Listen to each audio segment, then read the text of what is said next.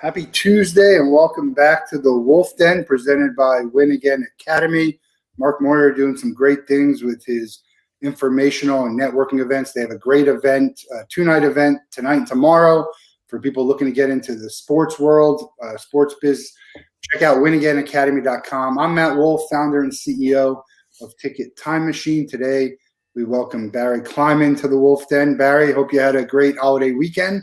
Welcome to the show. Thank you very much. I did, as I was just talking to a friend of mine, a coach actually down in Southern California. It's pretty surreal. We were actually in the real world this weekend, not attending games with thousands of fans, but actually walking around towns and getting an ice cream. And you're in Florida, right, Matt? Yeah. It's pretty different here in California. It's really different. But it felt good. I won't lie, it's a little strange, but long story short, we did have a good weekend. I was almost enjoyed being in some of the traffic just to kind of get a sense that maybe there's some quote unquote normalcy, whatever that means, returning to the world. So how about you? Yeah, well, I think that it does. I agree with everything. It feels weird. It feels good. California is getting there. From what I can tell, it sounds like by the fall they're going to have a bunch of stuff going on, and who knows what. We don't know what any of it's going to come, whether it's California or Florida or Iowa. Who knows? It's kind of half of it's just the luck of the draw. I think that's right. I don't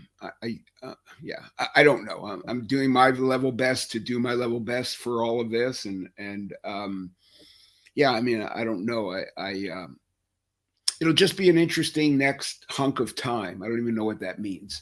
I'm the, amongst other things, I'm the chair of the U16 national team that's going to travel for Maccabi USA, which is actually the Maccabi is the third largest sporting event in the world. I was fortunate enough to be the U16 coach back in 2013, got to wear USA on my chest and recruit kids from all over the country, and amazing experience, traveled to Israel for more than 3 weeks. And anyway, but this year I'm quote unquote, I'd hate to say giving back, I'm giving as the chair. So now we picked a coach, but the games were already put off for a whole year. They were supposed to be this summer and they were put off for a year. And so, reaching out to people from all over the country to see if their kids want to compete and try out. It's a whole different messaging, right? Because of that part of the craziness of the world. No, so it's not just COVID now. Now it's unrest in the Middle East and getting your kid to travel. So it's all. My general mantra in life is one day at a time, but this is really one day at a time. It's like, it's all really a crapshoot. I mean, that's what it is. Everything. Yeah, that's what it is. But some are better educated guesses than others to understand what kind of danger you're putting yourself in, whether it's physical or health. Or we hope to have Steve Graber on with the Maccabi games. Oh, great! So Steve is. Yeah, he's almost a boss of mine, right? I mean, he handles one side. He's a great guy. Lou Moyerman, who's actually running the games this year, he's the overall chair. He's the boss, so he's the Don, and I'm going to see him. Hopefully, he's coming to California in a couple of weeks. But Steve, all these people do great work. But to what you just said, it right. It's a crapshoot, and we're all trying to figure it out. Anyway, so I could go on and on about this. I just bring it up in anecdotal to the crapshoot and how pervasive it is, kind of stretching out to all different areas. Up in the Sacramento area in California, they've been playing, basketball tournament, AAU games, whatever, like nothing ever happened. Like COVID never existed. I'm not here to judge. It's all fluid. And anyway, but I haven't played. So I used to play a lot of pickup basketball, and I haven't played.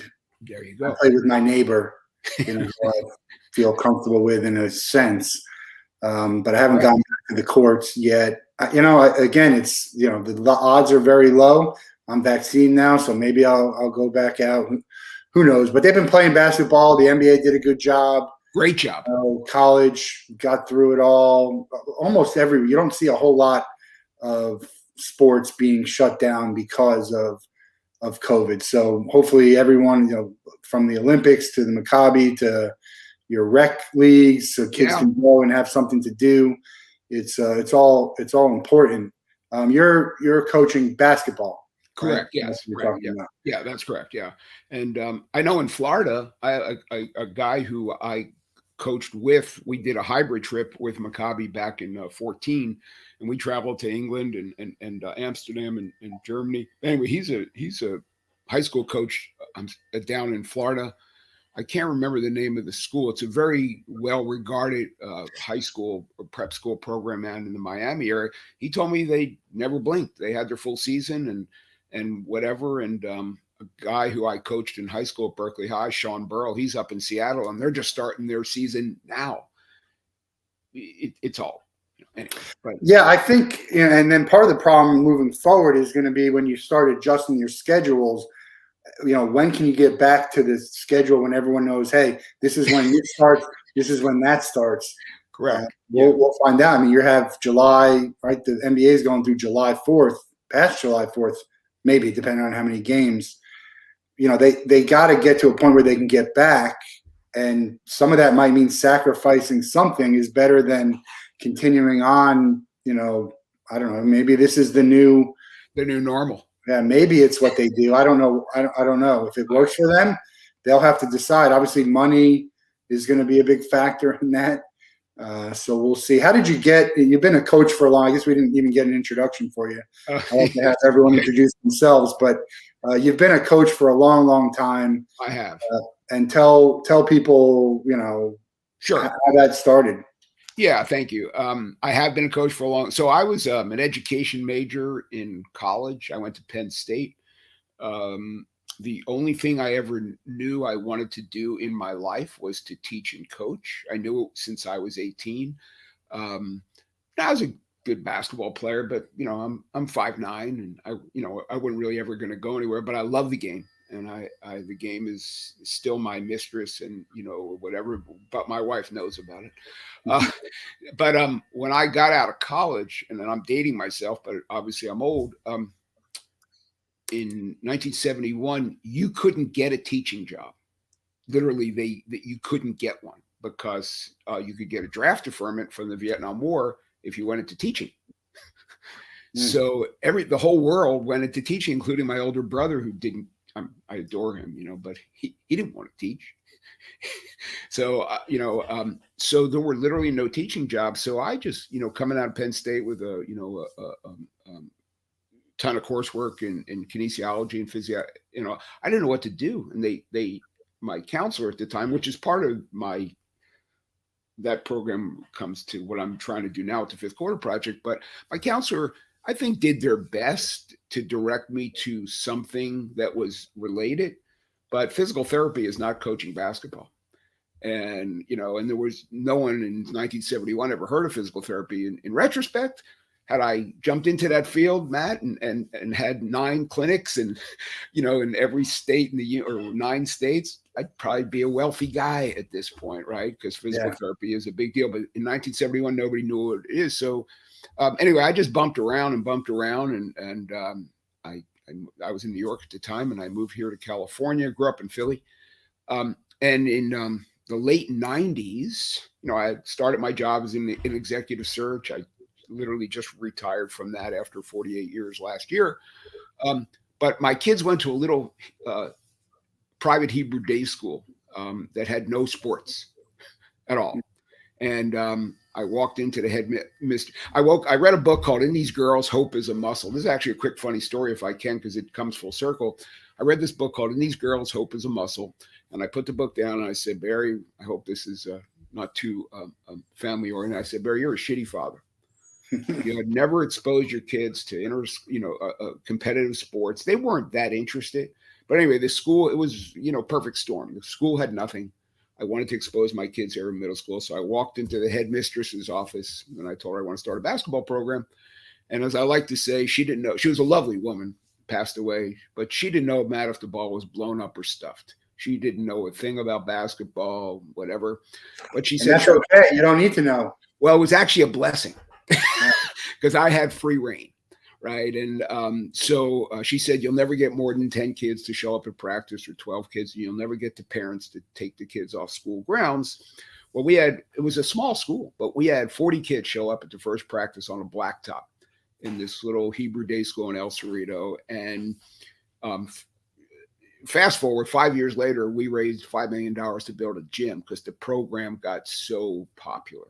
And we won a league championship in our second year, which speaks not so much to me as a coach, but we happened to have some kids who could play and they needed direction, And so anyway, I stayed there for 5 years to the point where we got the program ingrained in the school.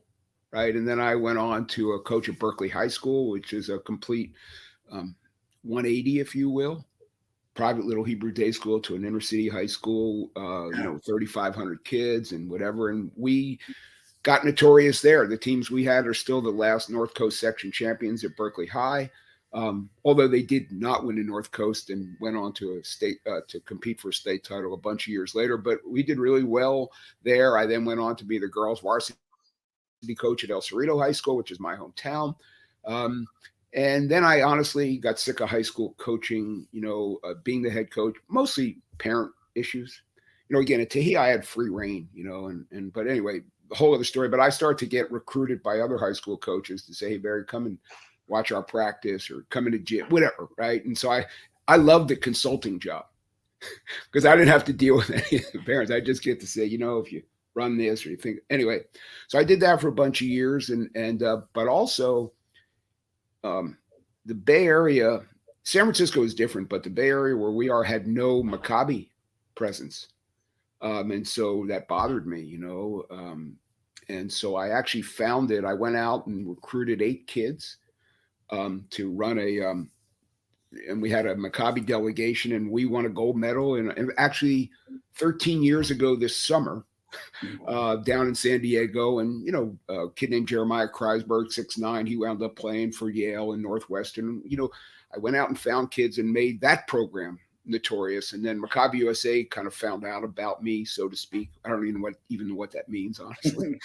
But and an old friend of mine, a woman named Donna Orender, who was the president of the WNBA. That ball behind me has her name on it. I was her camp counselor. Wow. When I was 19.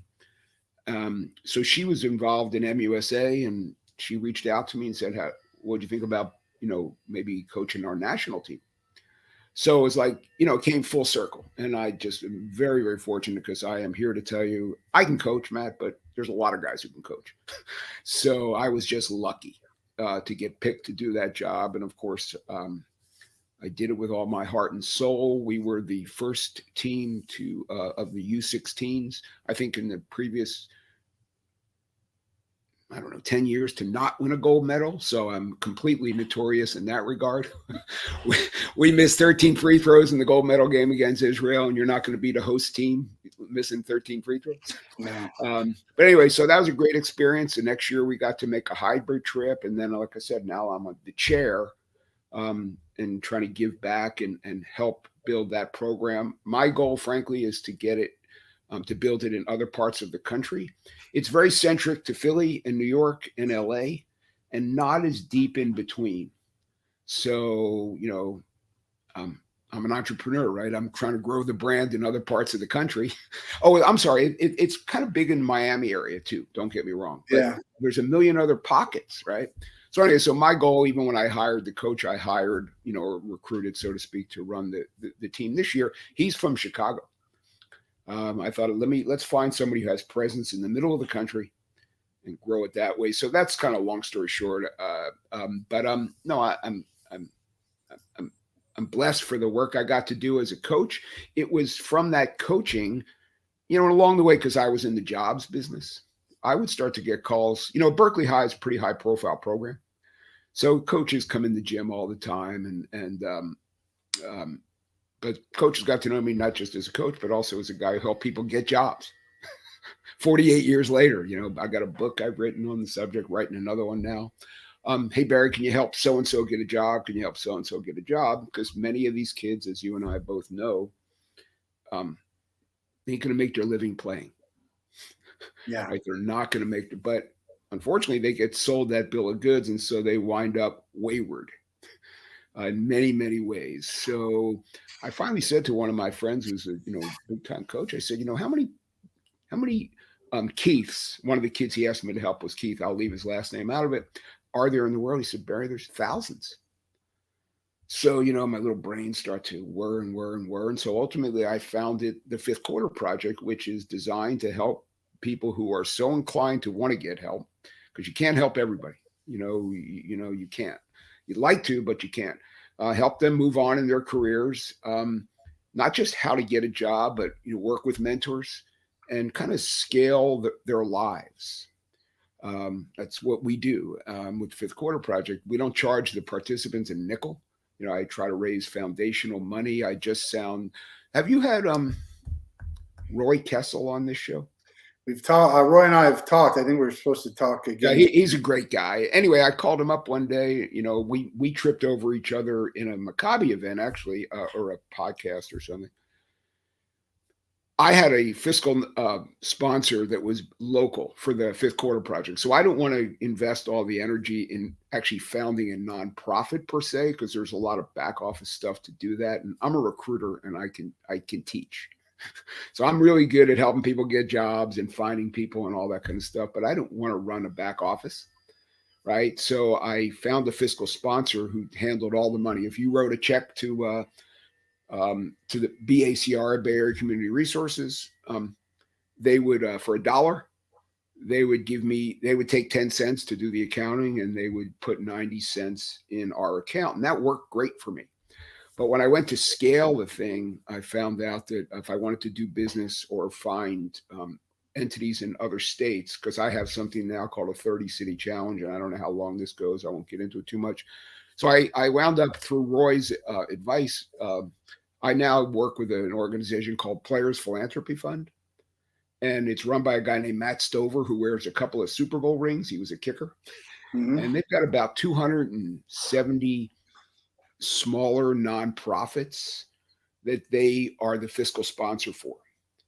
So it worked great for me. Many of the nonprofits are sports oriented. And everybody from Justin Thomas to I bring up Justin and Pam Shriver because they house those guys, and they're both in the news a little bit these days because Justin just did a great thing by writing a check to a kid who just qualified coming out of the Corn Ferry Tour. I wish I remembered his name. Justin wrote a check to fund this guy's next year on the tour so he could pay entry fees and all that. So bless Justin. Anyway, his nonprofit is a part of Players Philanthropy Fund. And then Pam Shriver, I just read the article today, was very vocal about what's going on with Naomi Osaka.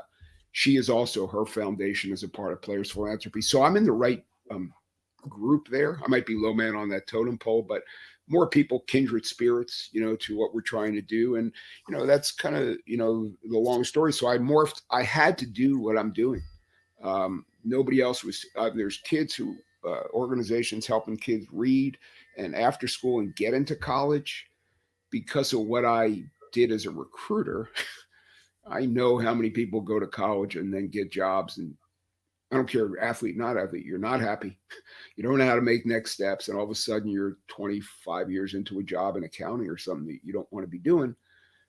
I got shit, Matt, I'm old. I mean, I had countless calls over the years. Barry, can you help me morph out of this? So the Fifth Quarter Project is kind of a perfect congruence to my avocation as a coach and my vocation as a headhunter. And so that's what we're doing with the Fifth Quarter Project. So I don't even know if we're going to go that way, but that ties this whole thing. We're going to talk about whatever. First of all, we're done. We're done. Thanks. This is your show. We're going to talk about whatever you want to talk about, whatever you're working on, whatever you're passionate about.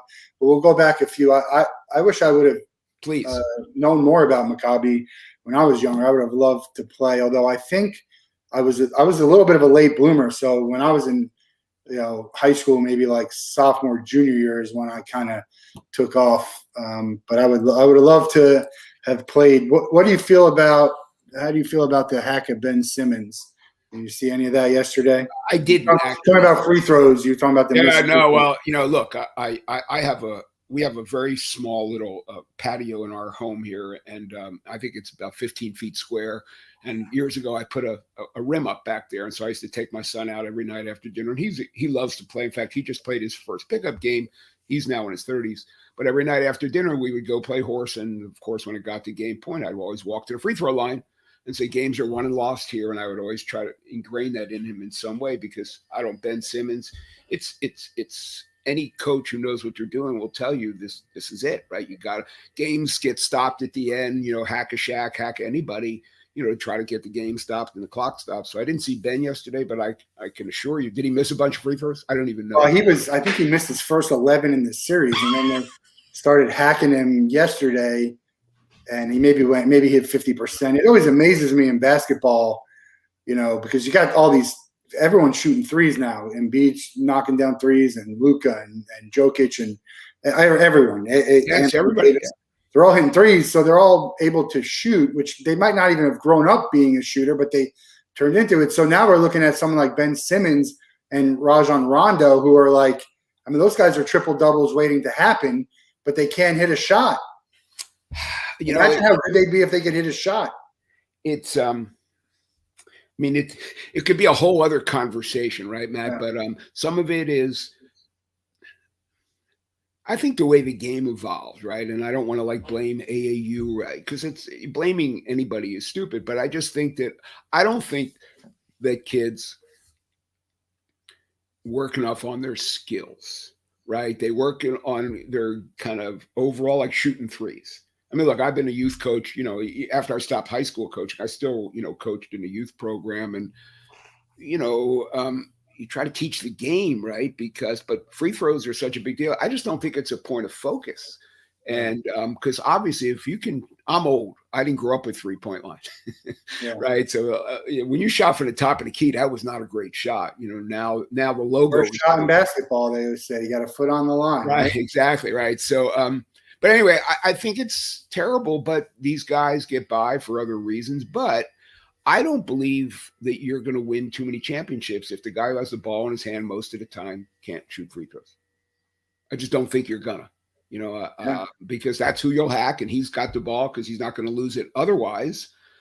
But anyway, so it's a whole other conversation. I love it. I played a very little bit of AAU, and it's a lot too much politics in that stuff, and it's ripe with fraud and corruptness, but there's a lot of good that comes out of AAU. You get people an opportunity to shine and showcase themselves. But where I see the problem is when I play is everyone chucking up threes like Steph Curry from all the way out, and the problem is they're incentivized because when we play pickup ball, in some of it's twos and ones. So not only is it a better shot, now it's incrementally better. It's double.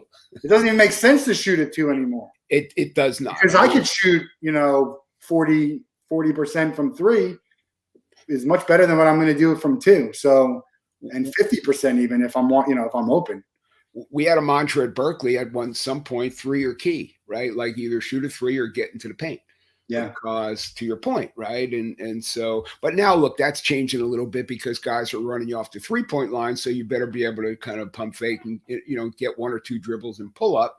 Yeah. Look, a 15-foot jump shot should be chopped liver for everybody, but it's a whole other thing. And you're right. AAU, there's a lot of good that comes out of it, but some of the bad, some of the bad, because there's a lot of good, and I'm not here to diss anybody, honestly, is the mixed message on what we're trying to solve, to go back a little bit to the fifth quarter project, because most of these kids are not going to realize their dream. If there's a chat here, I could put an article in the chat. Have you heard, you must have, of a guy named Shamgod? Yeah, of course, Providence. Right. So he is a perfect example of the kind of people who we're hoping to be able to help, because he was an amazing player, right? They named the ball handling mood after him. he tells a story. I got to find a way to put it in the chat if I can. Yeah, we could put it in afterwards too. Okay, great. Okay, I so don't even anyway, know how this works here. right. Okay, good. I'm glad. So I'm not the only technically challenged person. He tells a story, and it's a recent story. He had come home from, so his playing days were over. And again, he's God, sham God. He's not, you know, even a lower level. He came home from Europe, no more kind of gas left in the tank. He's 30 some years old, and he didn't know what he was going to do. And the problem is he couldn't even admit it to some of his friends, as he says, homies, because there's a pride involved. So then you get mental health issues because you know you're hurting, but you can't admit it. And he talks about it. That's why I really want to share the article with you. He was fortunate. And he talks about it. He caught on with the Mavs. So God Shamgod right now is kind of a skills trainer for Mark Cuban and the Mavs. So but he said, I lucked out. There's so many guys that didn't. And so there's a gentleman in Philly. His name is Mo Howard. Mo played in the league. He's a little younger than I am, played for the Cavs, played at Maryland. He's trying to help guys with his, that I have gear somewhere around it, Philadelphia Black Basketball Hall of Fame. They're trying to raise money for guys who are Philly legends. Way better, 10x better than I ever could have hoped to be.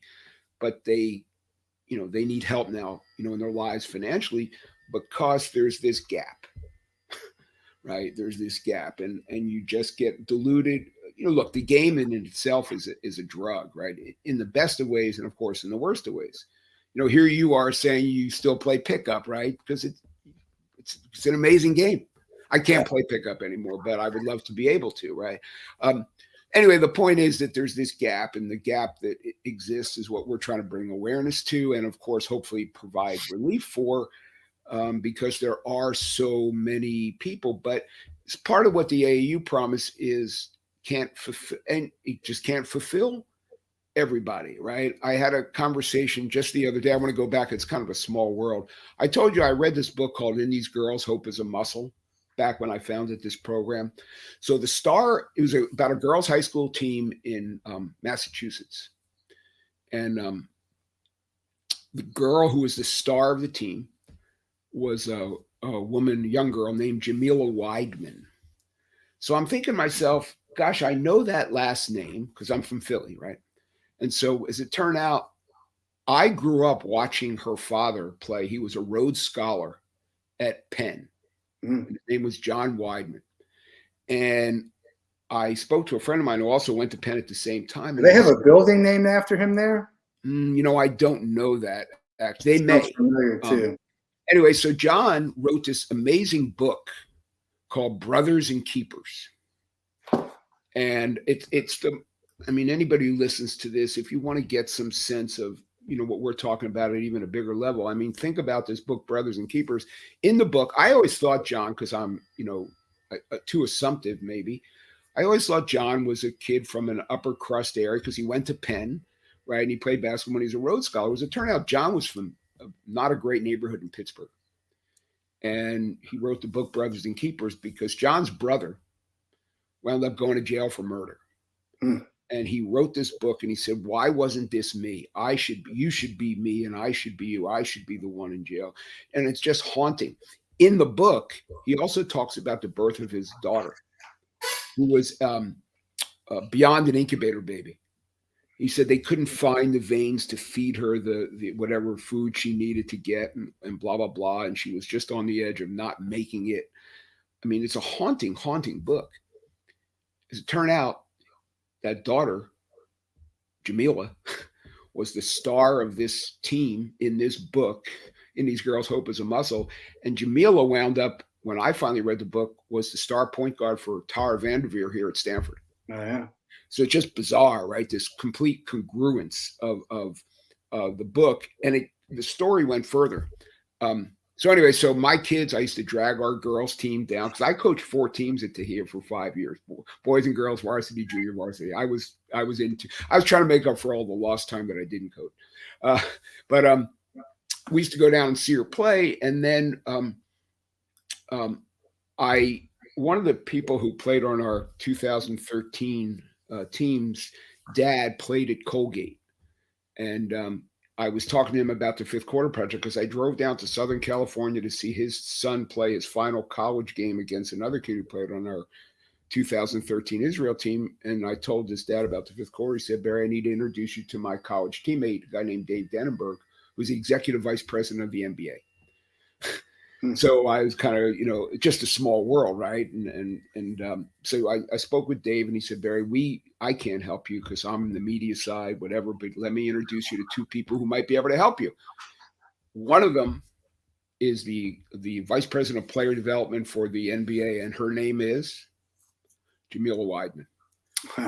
So from 1999, reading about this young girl to now reconnecting with her, we actually wound up not speaking, but I have her email and was connected to her in 2021.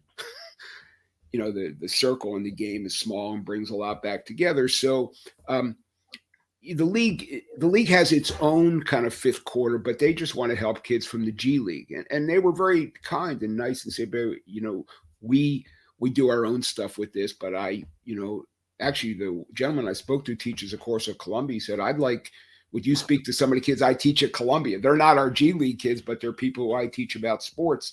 So we're here to try to help anybody get the skills that they need to leverage themselves moving forward, because I will tell you that how to get a job and how to get mentors is the most important undertaught skill in any school. I actually call it educational malpractice.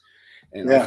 I think people give it lip service, but again, I'm not a clinician. I grew up in that world. I found people jobs and mentored people in careers for 48 years. I'm not a talking head about it, like who wrote a book or is a PhD. I can tell you how it happens because I had to do it. I live in this house, supported my family because of those skills, and I can't teach geometry. But nobody needs to know geometry anyway. Well, I guess that's right. We had that conversation about, my nephew doing math. My dad was an executive. He was a headhunter for the Big Six back. Oh, there you go. So when there were six, he was. So it's. I may have met your dad. I seriously, because I grew up in the business in New York, and you're from the East Coast, right? Yeah, he grew up in Jersey. He grew up in Brooklyn, and then in the city. That's crazy.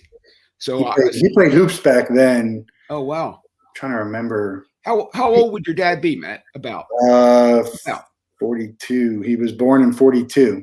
Okay, so he's a little bit older than I am, but we literally, because I was a finance headhunter. I was in New York 6 years or 5 years, and then came here, and I've been here forever, but here in California. But anyway, same thing. So, but remember, I always wanted to teach and coach. I think I prefaced my whole kind of bio with that from 18.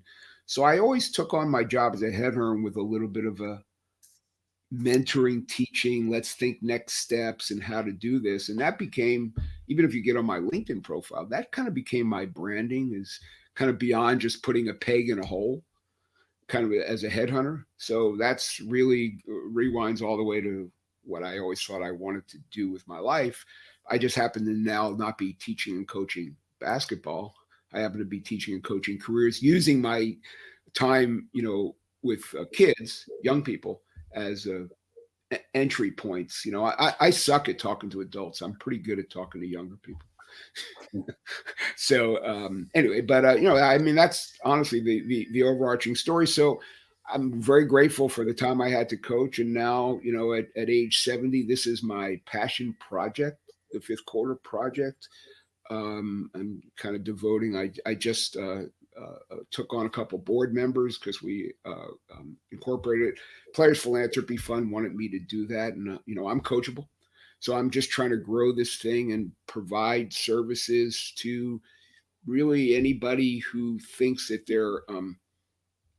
they want to support this vertical of the job market, which is basically 20 young 30 somethings who want a direction home but don't know where to go to get it, and maybe don't have the resources to get it, whether it's connectivity resources and or financial resources. And that's what we wind up providing. But just a real quick thing, you were a late bloomer Maccabi wise, so that's my Maccabi mission too, right, is to expose it to more people you maybe not even knew about it. I feel like I knew about it because I grew up in a pretty Jewish area in New Jersey. I don't know. I don't know that I was good enough back when they had, because the under 16. But who knows? I would have, if I could go back, I would have.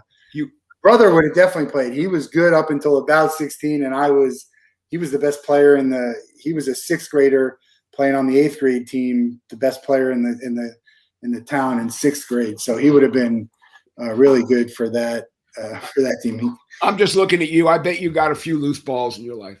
Yeah, I got tall, but back, 6'4" is not. When you're 6'4" and Jewish, and in a Jewish high school, you play center. Yes. When you're 6'4" anywhere else, you play guard. So I was, I've grown to be able to play anything because you're 6'4". Yeah, being jealous, man. Being 6'4" is not. It's tall, but it's like when you're playing basketball, that's not tall. So it's good. It's a good height. So let's talk about the book a little bit. Sure. You wrote a book, and I know Thank you. There's a pretty good Dale Brown story in there somewhere. Okay, that is true.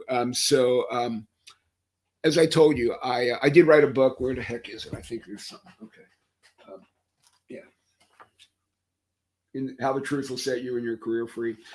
So the Dale Brown story, I love telling it, actually, is the truth.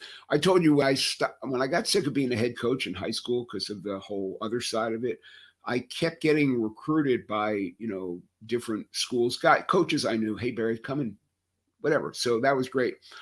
I was working out at a high school called Monte Vista High School. Monte Vista High School in Danville, California, was the high school of Zach Ertz. Of the Eagles. Yeah. We got a lot of good athletes coming through Monte Vista High School, big school, whatever. And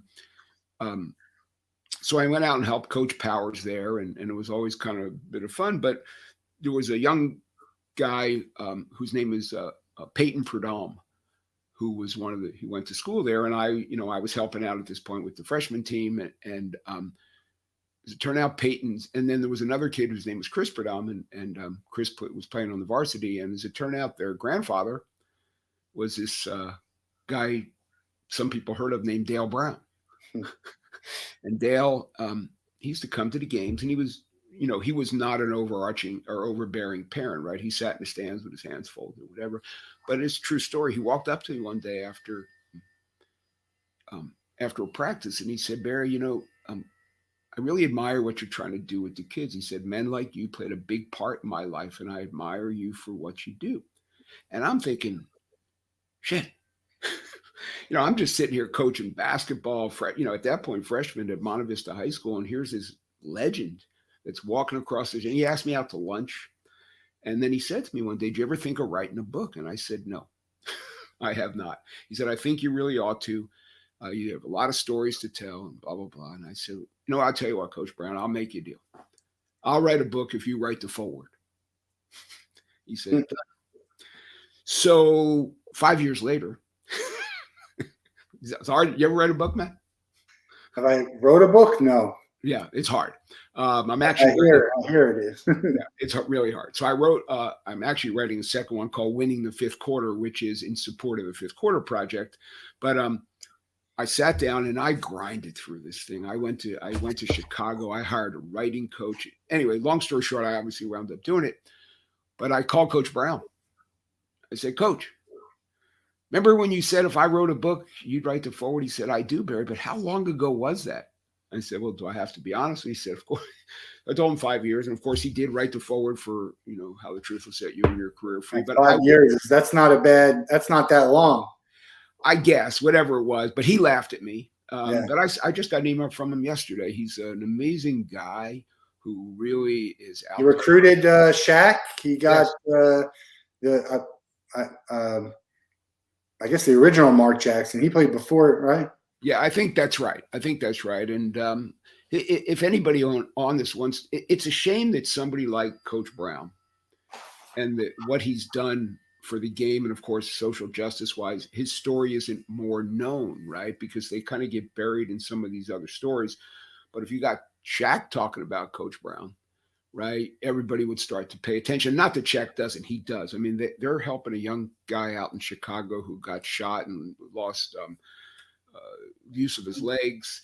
and they helped him get a motorized van. I wish I could remember the guy. I have to fill some of these blanks in, Matt, for anybody who cares later on. But but he's a very understated but important part of the game in our country, right? As is Shaq, of course. But unfortunately, with some of the downside of social media, some of the stuff gets buried.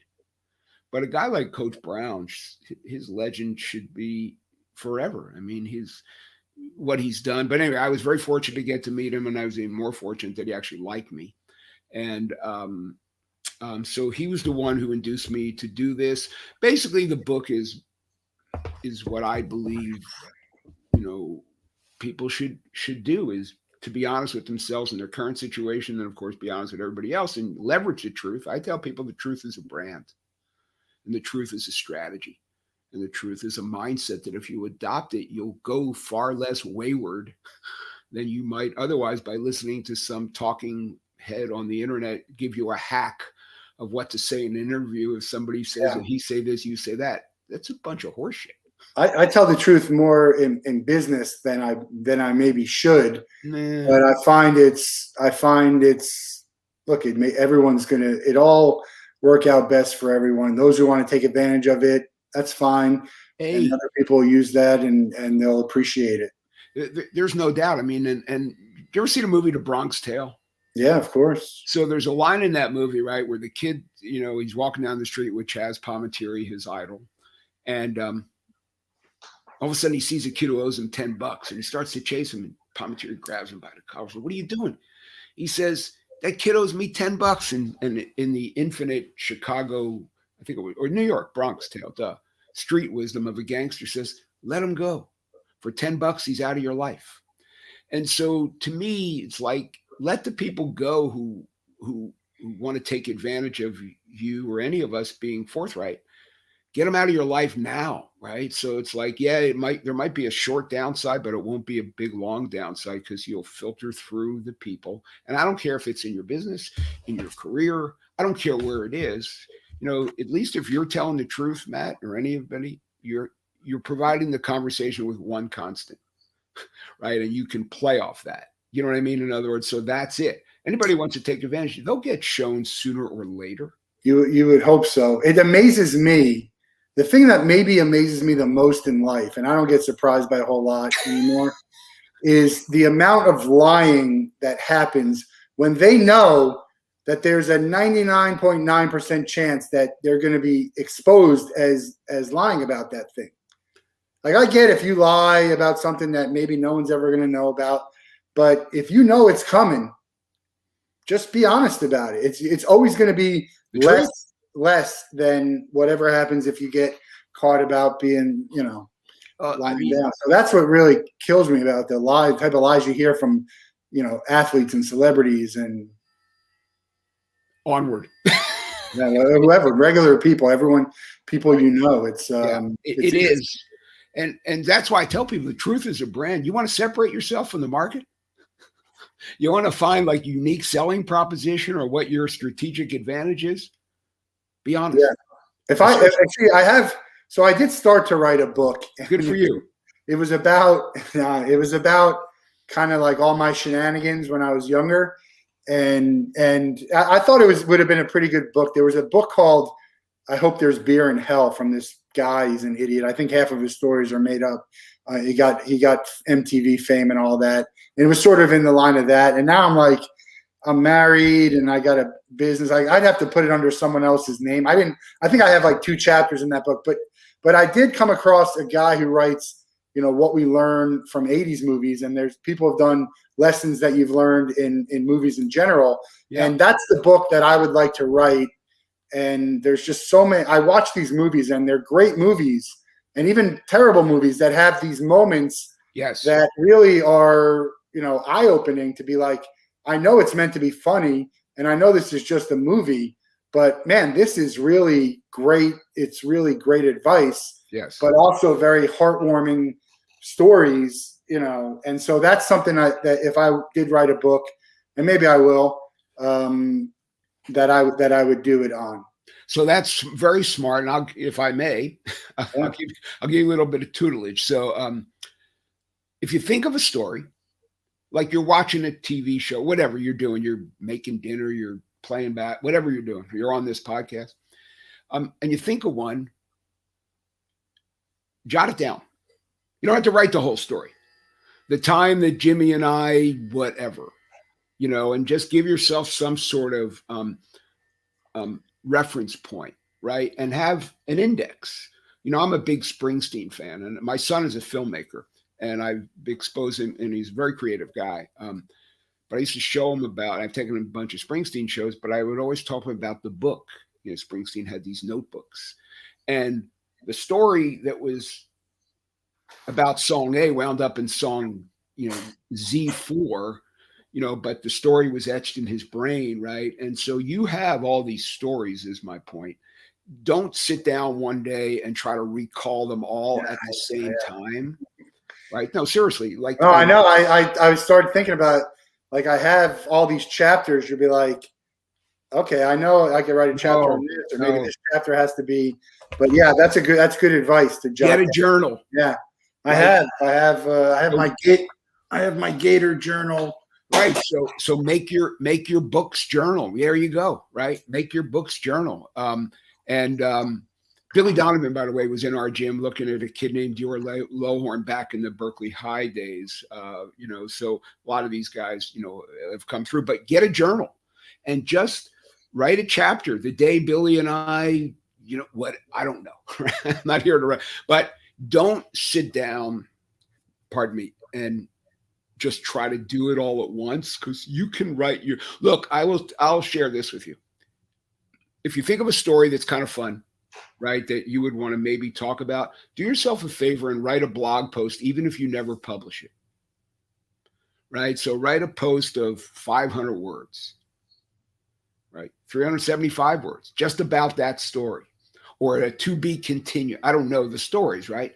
But if you do that, right, I'll send you the chapter I wrote. Please do. No, because I know guys who have written really successful books that was an amalgamation of blog posts. Well, go also look up. Well, I'll send you the Beer in Hell. You could just read it. I would love to, because about that, and then you'll know what I'm talking about. But sure, I mean, there are so many different ways to do it. I have. Let me see if I can find it. But you know what? Also, don't. I don't know, because I haven't done it, but it's very hard to write a book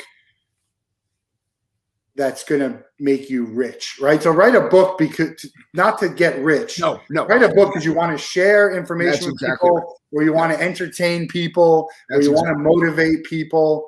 That's really why you should write a book. My mantra, somebody taught this to me: educate, entertain, and inspire.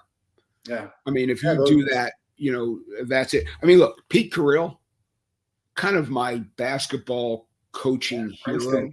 Yeah, I got to meet him. I spent 2.5 hours in a room one day with Coach Greer. In fact, I was just talking to somebody about this on Saturday. He thanked us for coming because he loves to talk about basketball.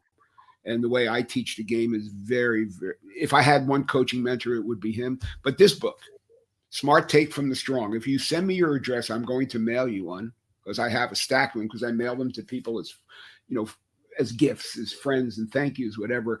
This is a book of anecdotes, right? This is not a novel, right, Matt? It's a book of, he taught guard, he taught greed. He has just these little segments in here. He has a great thing, 25 things to remember, my favorite of which is I would never recruit a kid from a 3-car garage. It's one of my favorite Carrilisms. Okay. Well, hold on a second.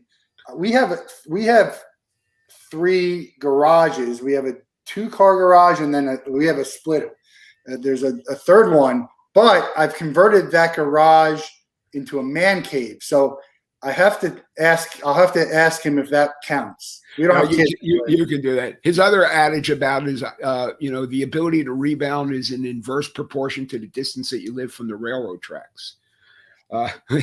There's a hunger to it at this point. But anyway, he's just such an entertaining man and a Yoda, really. But anyway, I'm going to send you a copy of this. I want to.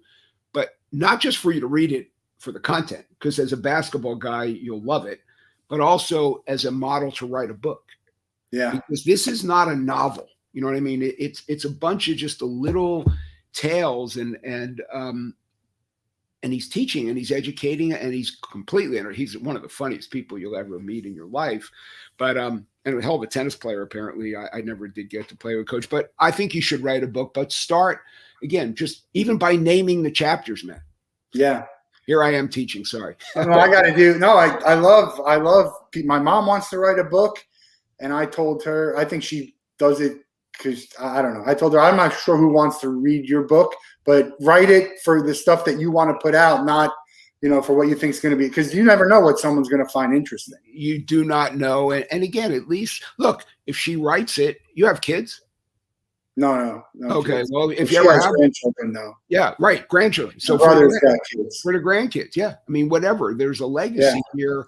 Look, I said it about Coach Brown, right? I mean, and he's written a book, whatever. But there's legacies here. The gentleman who is the attorney I hired to help incorporate the Fifth Quarter Project is a Jewish guy named Andrew Morton. Andrew's Jewish.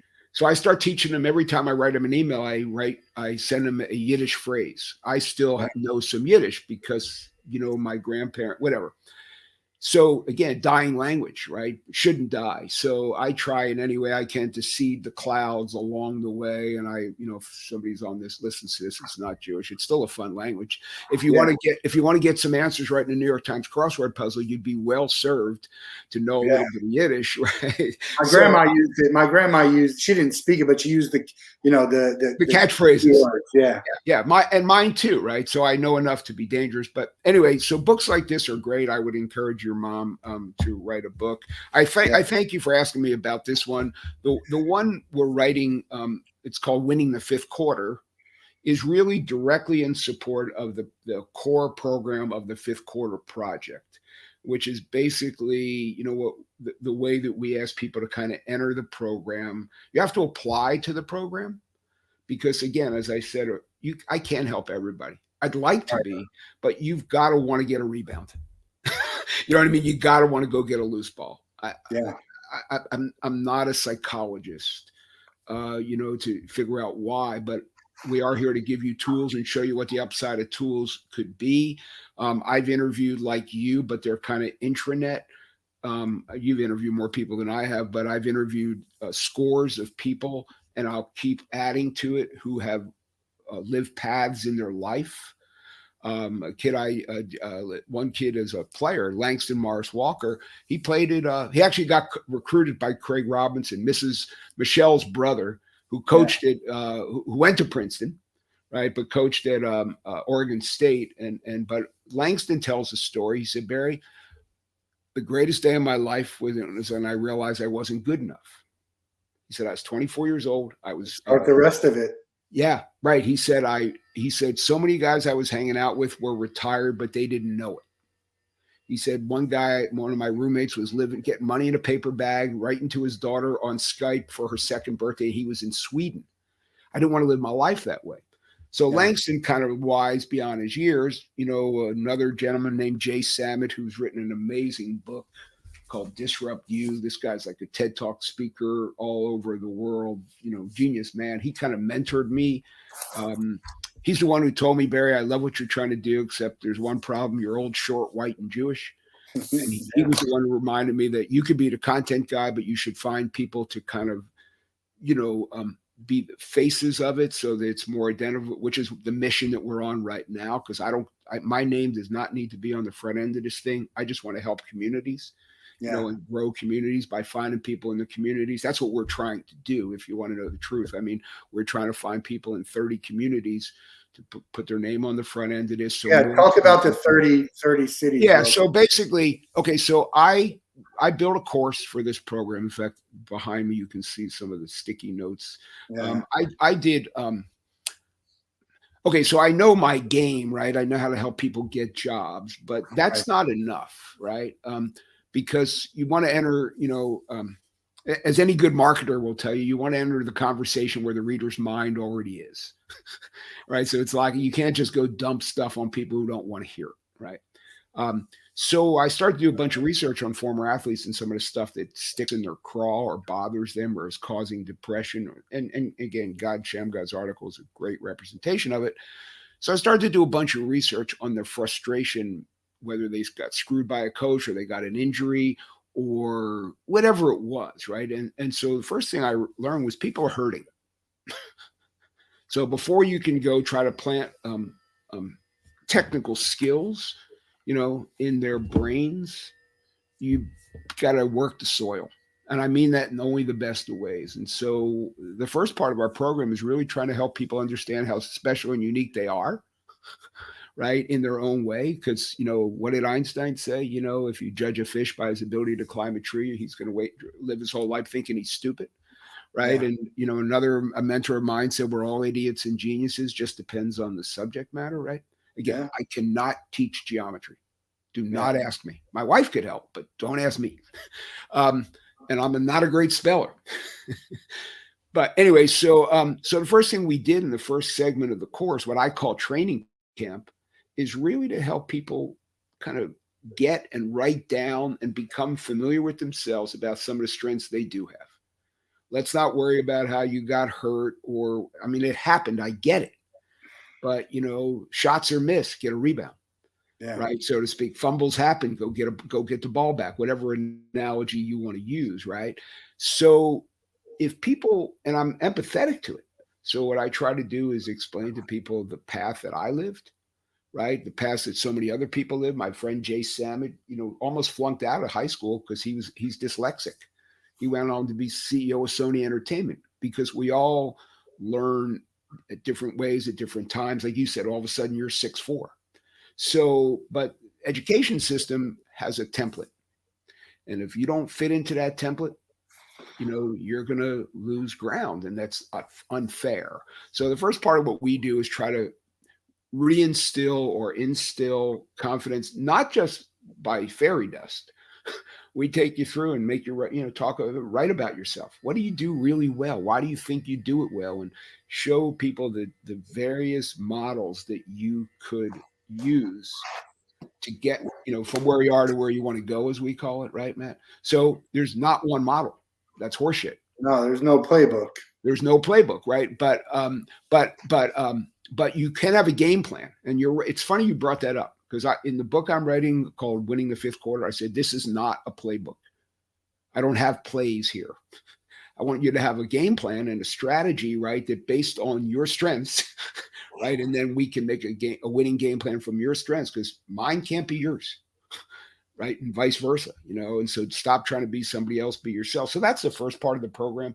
Once they get that, we start to talk to them about the realities of what it's like to, to connect with people. I hate the word networking. I think it's evil, because I think it connotates transactions. I love the word connecting. I really do. I think connections are so valuable, right? Because there's no expected quid pro quo. It's just, he's a good dude. Like, after this conversation, I want to know you more, just because, you're a paisan from the East Coast and you like playing basketball and we're both sports minded. I'm way older than you, but I don't feel that means I couldn't be connected, right? Right. We can talk about what it was when you were doing it, what it was when I was doing it. So I love that, right? And so we talk a lot about that. Like, don't look at people as tickets in transactions. Try to connect with people. Look, Dale Brown adopted me. Who the hell am I? But, the relationship now stands on dozens of years, right? Connection. Yeah. So anyway, we talk a lot about that. Before we get into the nuances of any other thing, like writing resumes or interviewing or any of that, I try to, kind of help people get enriched on themselves. You know what I mean? Like, and that's the first part that we do. And it's extensive. So I make people apply, Matt, because you know what? As much as people might delude me to apply when they apply, oh yeah, I'll do it. They kind of, because they want instant gratification, back to the 3-pointer, this whole mindset of instant gratification. So the application process weeds some people out, and the first part of the program weeds something out, because some people just get me a job, Barry. No, I'm not doing that, because my ass is on the line too. Right. So you make people understand the rules of the game. And so we've taught some cohorts, but like I tell people all the time, if it's Barry Kleiman's Fifth Quarter Project, it's great. It's good content. I wrote a book. Who cares? But if it's the Warriors or the Pistons or the Heat or whomever, and they want to champion the Fifth Quarter Project in their community, yeah, that's instead of 15 people signing up, Matt, 1,500 people will apply, right? Yeah. And the content's no different. It's just, if for lack of a better term, the branding. Yeah. Right? So what I've tried to do, and I tell these teams and whatever, you don't even have to give me money. I'll foot the bill for this for right now with my time and whatever, because I know if we help enough people, we will do well otherwise and scale this thing. But the other thing is, if you come through the program and you do well and you find success beyond where you were, I ask participants, the only thing they owe us is to give 100 service hours in their community. So if you're not in Miami, you're in Orlando, or I'm in West Palm. West Palm. Okay. So anyway, so if my nephew, by the way, is on the PGA Tour. He just played that event down in West Palm. I can't remember the name of the play. Yeah. We'll talk about it in another conversation. But so if you're in Orlando, right, or Miami or whatever, go into your community and give 100 service hours, because now you've been helped, right? And someone reached out. Pay it forward. Pay it forward and get used to that, because the people that I want to be in the Fifth Quarter Project are people who are not just receivers, who are also givers. Because I think if you got on my blog, Matt, the title page is called Share the Ball, because I believe, again, Coach Carrillo would be proud of me, because if the ball moves and people help other people and help other people and help other people, we'll get beyond where we are, you know, societally and whatever. But if it's just everybody's compartmentalizing and hoarding shit, just shared a post today from Matt Higgins. It talks about helping. If we all help 10 people and those 10 people help 10 people, and that's it, right? It just goes nuts. You talk about, like, you know, a ridiculous amount of people, and we can all get the help that we need. Correct. I want to. I got to read this article. So anyway, so just real quick. So I figure if we can help 100 kids in one community, that's 10,000 service hours. We will help somebody with 10,000 service hours. Do it in 30 cities, 300,000 service hours, all because we help people kind of get where they wanted to go. That's the model. I'll shut up.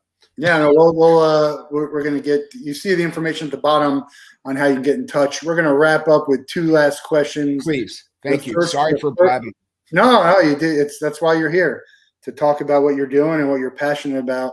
Who's the Mount Rushmore of coaching in basketball? Could be college or pro. It's a tough one. I mean, if I didn't say Coach Wooden, you know, I don't think I'd be paying attention really well. But, you know, people say, well, he didn't. Not everything he did was completely on the up and up. I mean, whatever, and that's another story. But because Coach Brown thought so highly of Coach Wooden, and Coach Brown has been such a great mentor to me, I would be unappreciative to not at least use Coach Wooden as a possible. And of course, his accomplishments speak for themselves. And if you listen to Bill Walton and some of the people play for him, they would corroborate. So it'd be hard to leave him out. I think the world of Coach Popovich and Coach Kerr.